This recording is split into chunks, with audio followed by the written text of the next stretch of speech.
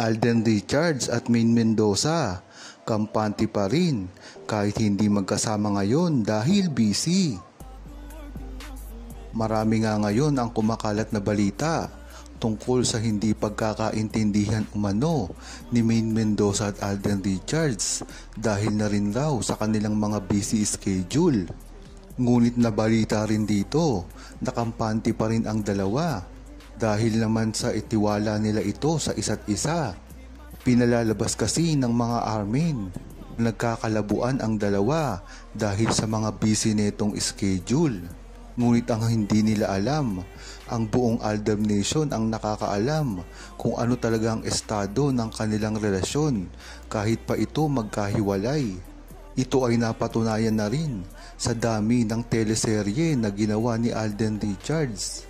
Sa GMA, si Maine Mendoza ay nananatili sa Itbulaga, ngunit panay pa rin ang labas ng resibo.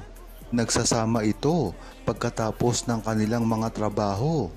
Kaya kung ang inaasahan ng armin na masisira nila ito at magpakalat ng fake news para lamang masira ang karir ni Maine Mendoza at Alden Richards ay nagkakamali sila.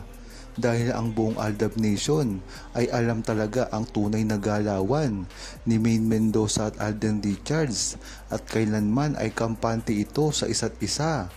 Dahil talaga namang sanay na ang Aldab Nation. Sinisiraan, pinalalabas na ito ay masama, nagpapakalat ng maling balita. Ngunit trusted na ito, talaga namang tunay, papakita ng totoong resibo patungkol kay Maine Mendoza at Alden Richards.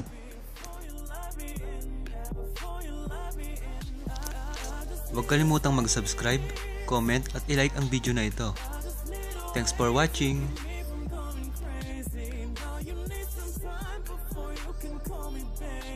Before you let me in,